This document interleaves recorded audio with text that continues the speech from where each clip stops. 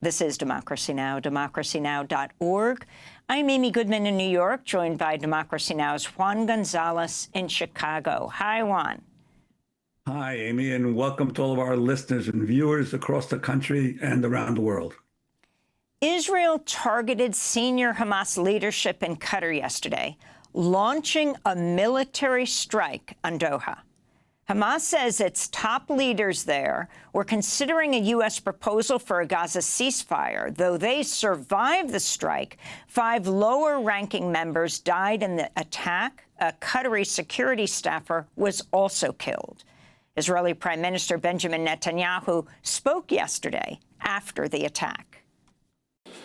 At noon today, I convened the heads of Israel's security organizations and authorized a surgical precision strike on the terrorist chiefs of Hamas. These are the same terrorist chiefs who planned, launched, and celebrated the horrific massacres of October 7th. The leaders of Jordan and the United Arab Emirates are reportedly set to arrive in Qatar today. Saudi Arabian Crown Prince Mohammed bin Salman is expected to visit tomorrow.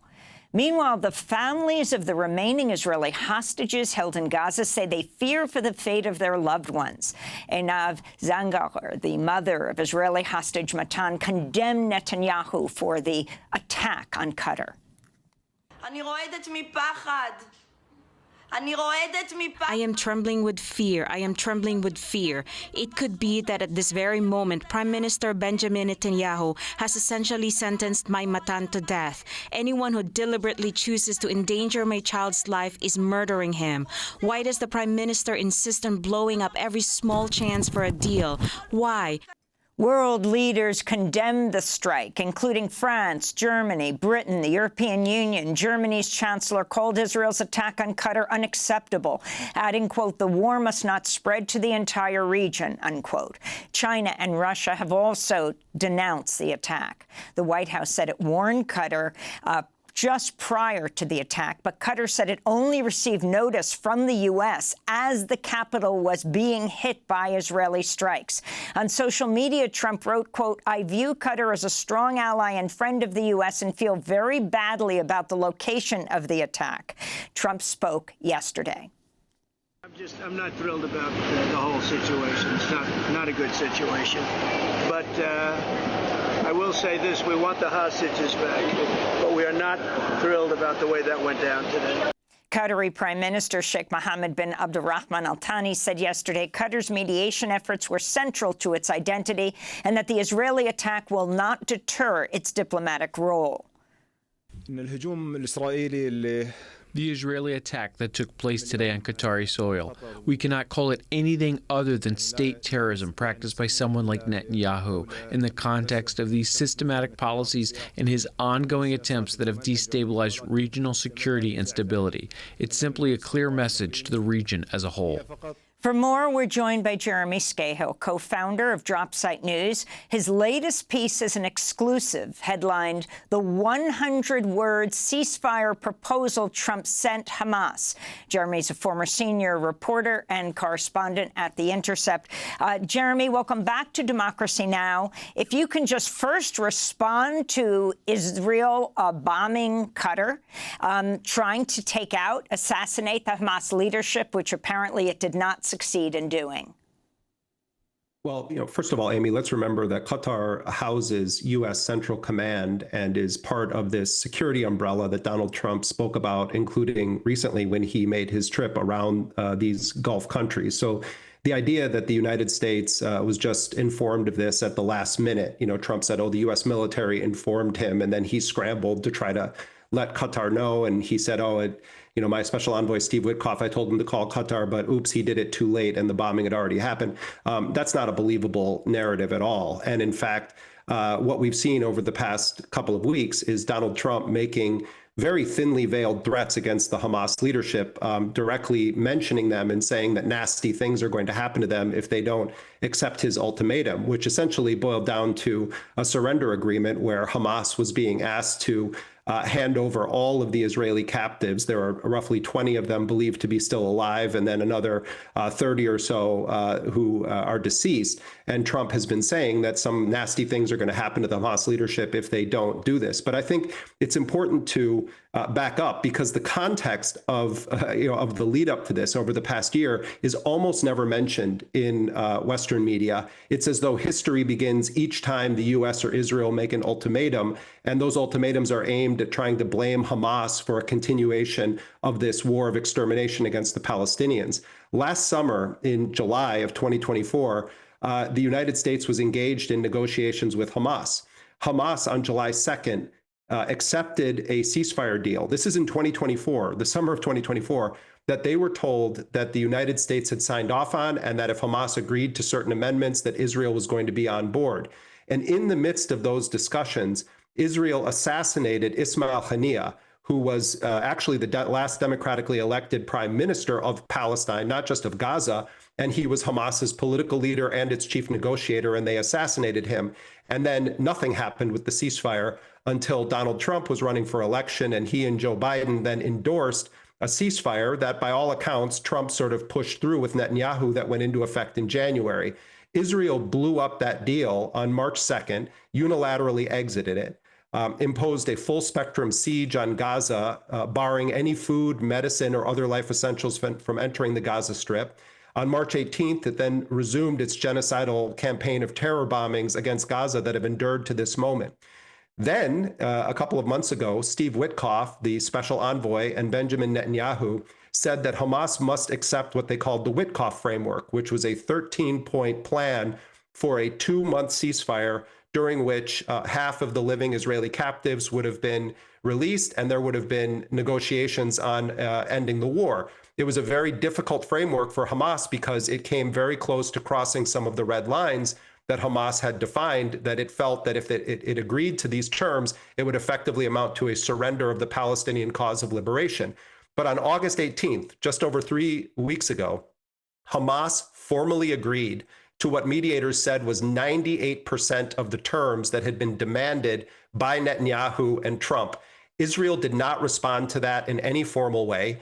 Trump and Israel then escalated their threats against Hamas after they accepted it. And Amy, by the way, Hamas made unprecedented concessions that include not demanding a clear timeline for the withdrawal of Israeli forces from the Philadelphia corridor in southern Gaza. That was a huge deal for Hamas. They reduced the number of Palestinian captives held by Israel that would be released in a deal. They dropped their demand that the Gaza Humanitarian Foundation, this scheme run by the United States and Israel, some 2,000 Palestinians have died seeking aid since the GHF went into effect. Hamas dropped its demand that the GHF be expelled from Gaza as part of a peace deal, and it was willing to accept a full circle buffer zone totally around the Gaza Strip that would be controlled by Israel and at points would pierce 1,500 meters deeper into Gaza. So Hamas made these concessions and then they waited. And the response from Netanyahu was to announce a final solution plan for Gaza City. And they began ratcheting up the terror bombings. They continued to burn children alive in tents. And then they started bombing massive residential apartment towers in Gaza, some of which housed hundreds of Palestinian families. All of this happened, Amy, after Hamas had accepted a proposal filled with concessions that the mediators said was 98% of the demands from Netanyahu and Trump. And then last week, the United States began some back-channel discussions with Hamas, and they said, listen, Donald Trump wants to end this war. He's has some ideas, and Trump's idea, I was told by senior Hamas officials, was that as an initial gesture, Hamas would release all of the Israeli captives living and dead, and then Trump would see if he could do something about restarting negotiations to try to end the war. Well, Hamas responded to this in a remarkably diplomatic way. They said they're open to any proposals, either a comprehensive deal where all captives would be released at once at the beginning of a deal, if there were proper international guarantees and a guarantee that Israel would stop the genocide and withdraw, or they were open to returning to the original framework that they agreed to, which was packed full of concessions. So Trump then submits, and we obtained it, a 100-word summary And it says within 48 hours, all the Israelis have to be released in exchange for some Palestinians. It says that Israeli withdrawal will be contingent upon a new government acceptable to Israel being imposed on Gaza, and that Israel will maintain full security control of the Gaza Strip. It says that aid will be allowed in, but it doesn't say who will allow the aid in or how much aid would be allowed in. And it says that Trump will guarantee for 60 days that a ceasefire will hold as long as negotiations are continuing. Now, this violates so many of Hamas's red lines, but their response to Trump was, we're open to any deal. And I'm told by sources from within Hamas that part of what they were meeting to discuss at the time of this bombing was the idea of posing to Trump a series of questions and clarifications, because a 100-word document does not form a ceasefire agreement when you're facing down a genocide. And so the basic fact is this: 3 weeks ago, they agreed to concessions. Everyone ignored it. Trump then issues a new ultimatum in the form of a 100-word document. They're meeting to discuss it, and then Israel bombs the Hamas offices in a sovereign nation, Qatar, that houses U.S. Central Command. No air defense systems were activated. The United States security umbrella was nowhere to be found. And then Trump concocts this story about how Steve Witkoff was just a little bit too late in informing Qatar that this happened. So what we see here is part of a long pattern of Israel assassinating the very people, or attempting to assassinate the very people that the president of the United States claims he wants to negotiate with. They tried to kill the very people that would have been sitting across the table in these negotiations. Jeremy, I wanted to ask you, the Qatari Prime Minister Sheikh Mohammed bin Abdul Rahman said, he was quoted as saying, quote, "We have reached a decisive moment where there must be a response from the entire region to such barbaric actions." Is it your sense that the other Arab nations in the region, what can they do, or what do you think they would be willing to do in response to this attack?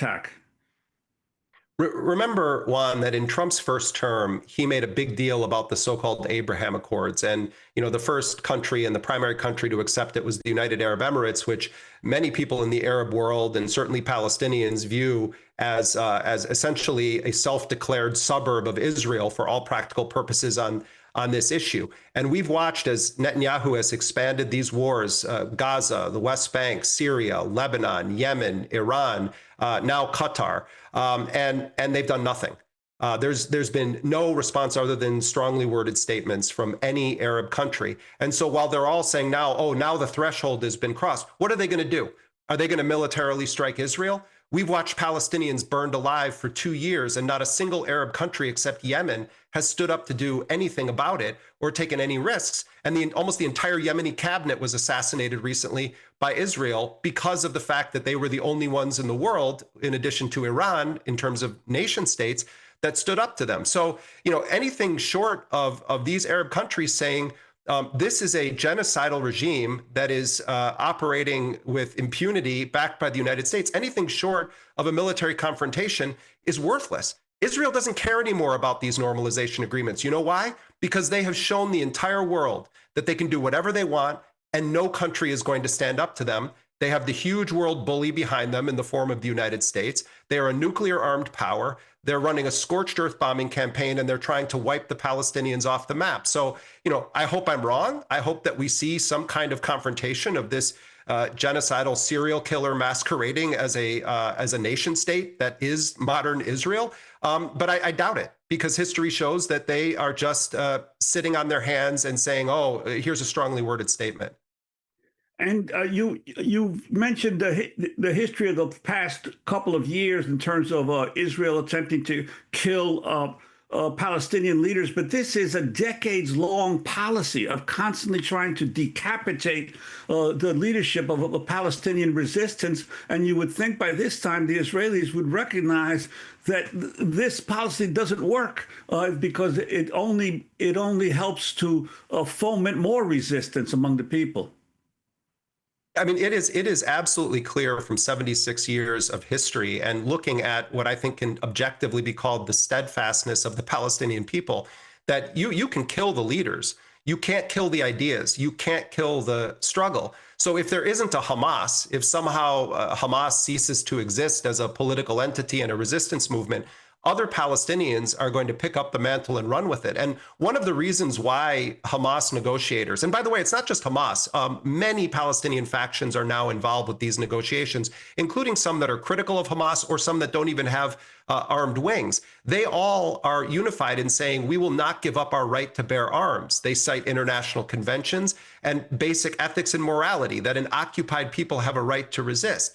But if you actually embrace the idea that Israel functions as an industrial scale serial killer, hunting Palestinians, then you understand that they want to kill any Palestinian that is capable of standing up and describing the Palestinian liberation cause to the world. In 1972, they used a car bomb to kill Ghassan Kanafani, one of the most famous Palestinian literary figures and poets, who was a leader and spokesperson of a political liberation movement at the time. They killed the quadriplegic spiritual leader of Hamas, Sheikh Ahmed Yassin, in a drone strike in 2004. They killed al-Rantisi, another one of the Hamas founders, in a bombing in Gaza. They killed Ismail Haniyeh last summer in Iran. They try to systematically kill Palestinians. And they also, there's a subsection of this one, which is that the very Palestinians who are trying to negotiate some form of a truce with Israel, Israel then targets them and kills them. The second in command of the Qassam brigades, Hamas's armed wing, Ahmed Jabari, was killed in 2012 as he was in the middle of trying to broker some form of a ceasefire or long-term truce with Israel. And so what we're seeing now in the bombing of the Hamas office in Qatar, where they killed, people are saying, oh, they're low-ranking members. Secretaries were killed. Young people who were drivers or bag carriers for certain Hamas figures. That's who was killed in this strike that happened in a country that houses CENTCOM, that Donald Trump recently said falls under the security umbrella of the United States. At the end of the day, Americans should be asking themselves, is all of this worth the cost that America is bankrolling this, arming this, supporting this, encouraging this? Serious questions about U.S. involvement in this strike itself, because that entire region is going to be set on fire very quickly. And I guarantee you there's a lot of nervousness in the capitals of those Gulf countries and in Arab countries in general, because the population of those countries see in plain sight that their leaders are doing nothing, and at times even collaborating with the US and Israel. So this is an incendiary moment that is rooted in a 76-year history of a US-enforced war of annihilation being waged by Israel against the Palestinian people. Jeremy, I wanted to get your reaction to Matt Duss of the Center for International Policy, former foreign policy advisor to Bernie Sanders, who told The Guardian, this is an attack on the capital of a major non-NATO U.S. ally in the midst of U.S.-supported negotiations against officials who originally hosted there at the United States' request. It's an attack on diplomacy itself.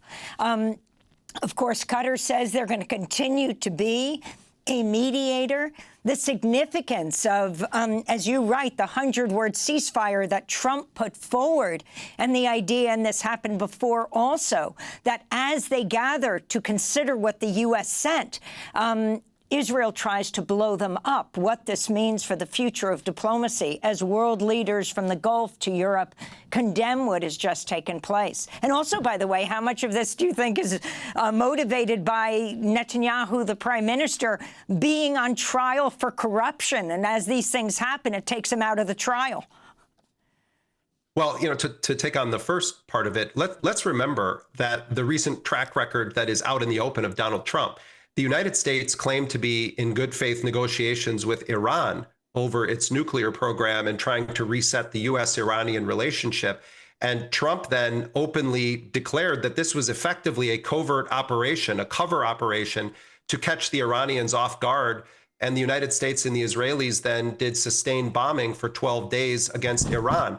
Trump came out and basically said, we lied about being engaged in negotiations. So that fact alone, out in the open, means that we have to question what potential role the U.S. played in this strike. When you take that and combine it with the threats that Trump was increasingly aiming at Hamas's leaders, when you take that in conjunction with the fact that the chief of staff of the Israeli army said just over a week ago that they're going to start assassinating political leaders, and that Israeli media reported that Donald Trump himself had made clear to Hamas's political leadership that assassination of them was on the table by Israel if they didn't capitulate to his ultimatum. So, it is the idea of diplomacy.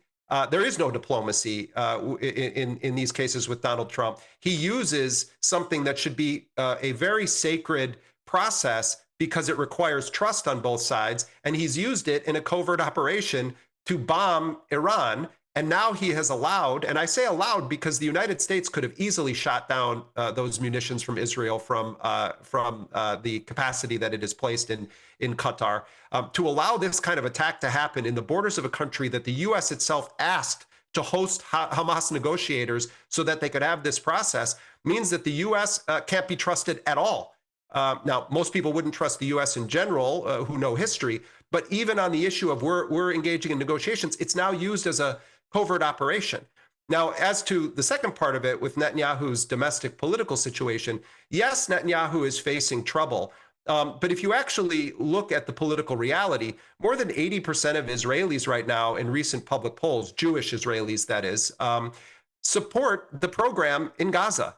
And, for all of the talk of Netanyahu's coalition being in trouble if Ben-Gvir goes or if Smotrich goes, I think that there's quite a bit of exaggeration and distraction at play, thinking that Netanyahu is primarily motivated by getting rid of these political scandals. He's at the zenith of his bloody career. He believes that he has to get done as much as he can while Donald Trump is in power. And that's why I think we're seeing also increasing moves toward trying to fully annex the West Bank. Smotrich, who for all practical purposes is in charge of the West Bank right now, implying that they may seek to deport 500,000 or more Palestinians, claiming that they're actually really Jordanians and that they need to go back to Jordan. They've severed the West Bank in half. They're in the midst of the largest forced displacement campaign since 1967. Netanyahu's trying to run the deck right now, and I think he's not as concerned about his domestic political situation as he is as impacting or implementing his genocidal agenda while he has the most favorable possible administration in power in the U.S. Thanks for watching Democracy Now! On YouTube. Subscribe to the channel and turn on notifications to make sure you never miss a video. And for more of our audience-supported journalism, go to democracynow.org, where you can download our news app, sign up for our newsletter, subscribe to the daily podcast, and so much more.